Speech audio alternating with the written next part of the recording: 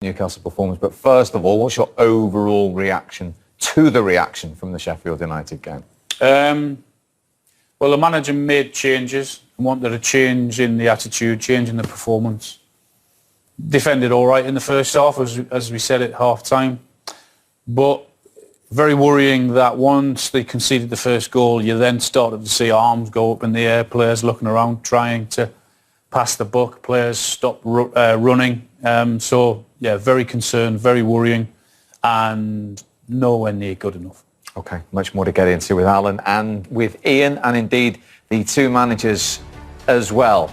At the end of the Premier League match week that began with the West Midlands derby and that big win for West Brom at Wolves, that followed victories for Brighton, for West Ham, for Chelsea and for Leicester.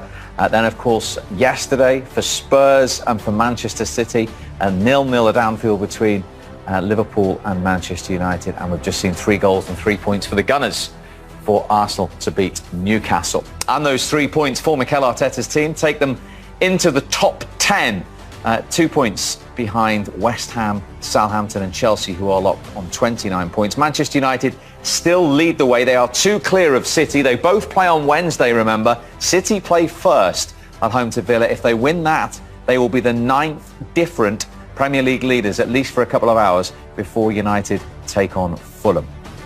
At the bottom, as we pointed out, at Newcastle, with that 7-point buffer between themselves and the bottom 3, who are currently Fulham, West Brom and the bottom club Sheffield United, who remain 11 points from safety. Well, Aubameyang enjoyed it. 2 goals in 15 games. Then he got 2 in one night, sandwiched in between that effort from Saka. It was all too comfortable for Mikel Arteta's team. They take the points. That sealed a comfortable return to winning ways for Arsenal and another defeat for Newcastle United. Let's get the captain's reaction now. Here's the thoughts of Jamal Lascelles. Jamal, commiserations. Is there frustration about the way you gave away that first goal? Yeah, of course. I think it was from our corner. We're trying to go and win the game, and we leave ourselves short. And obviously they've got quality in the team, and they've got some fast players in there, and we just let it slip a little bit. And I think a similar thing happened with the second goal. It was trying to be attacking and just letting it be too open at the back. Did you feel okay up to that first goal?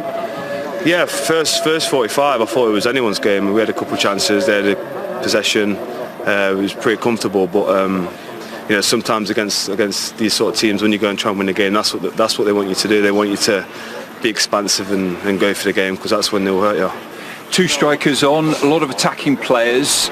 Was it a frustration then, and what were the reasons for not creating that many chances? I think it was just 1 shot on target. I'm not sure what the reasons for that are. Obviously, we had a game plan. We tried to stick to it and do it as well as we could.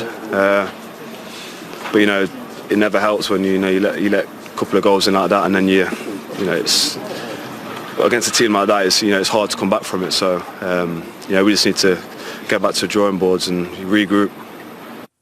Back to the drawing green. Regroup. 9 games in all competitions without a win. Steve Bruce said the gloves were off. He was looking for a reaction. Did he get one in any way, shape or form? Not really. No, it was. I thought it was very poor. My worry before the game, and I said when we stood up, you're playing 2 forwards in Wilson and Andy Carroll. Where is that service? Where are the balls going to come from?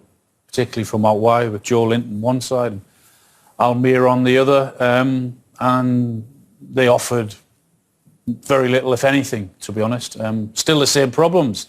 Lack of creativity, lack of legs in midfield, lack of players getting up to support, and generally a lack of quality all over the pitch. And it's a big worry for Newcastle. And Arsenal didn't half exploit it, though, in the second half. Yeah, I knew they'd come into it a little bit more in the second half, but you have to say with Newcastle, especially after the first goal, they did look like it was almost like they took it that, OK, that's it. Didn't see much fight off of them, and I think that when you're playing against an Arsenal side in the current form with the energy of Saka and Smith Rowe, and I've got to say Cedric at right back was brilliant. Partey was magnificent today. When you give those players the confidence to go forward without too much pressure, they're gonna really hurt you. That's what happened to Newcastle today. They didn't really compete at all in the second half. Once you got that first goal, and you knew it was just going to be a matter of time before the second and third came. What did you make of what you saw when that first goal had gone in? Yeah, very worried, very worrying, because when that happens and when you're in a rut like Newcastle are, you look to your leaders, you look to your characters, and you say, come on, what you got? Show us something that can give us a bit of belief, a little bit of hope. Roll your sleeves up and have a bit of a scrap. And I didn't see enough of that. What I did see was players throwing their arms in the air. Well, it's nothing. Look at me. I'm trying. I care. Well, that doesn't show me you care. So yeah, that was a very worrying sign for a lot of Newcastle fans. We wanted a change of system. We got that. Was it a change in effort? Was it a change in ability? No. Was it a change in forward thinking?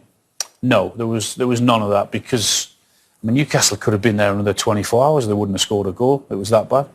And as Jamal Lascelles said, the frustration with that all-important first goal was it came, Alan, from a Newcastle corner. Well, this is the really annoying thing that makes me angry, because you bring Lascelles up, you bring Clark up, you've got Carroll in there, you've got Joe Linton in there, you've got others who can head a ball in there, and you're saying, come on to John Joe Shelvey, give me one bit of quality, put the ball into the box, into the danger area, and he hits the front post. And it happened in the first half also.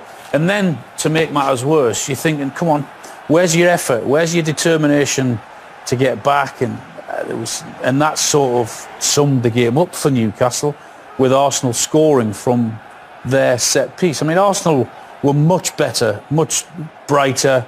They were more lively in that second half, and Newcastle couldn't live with that and couldn't cope with that. And Arsenal deserved to win and probably deserved to score more goals. I thought the keeper had a poor game this evening, Darlow. He has had a good season, but I thought his distribution, his kicking, and for that one there, he gambles, doesn't he? Takes a chance and falls to his left-hand side, and Aubameyang sticks it away nicely. But that sort of goal, I think, epitomised everything poor about Newcastle.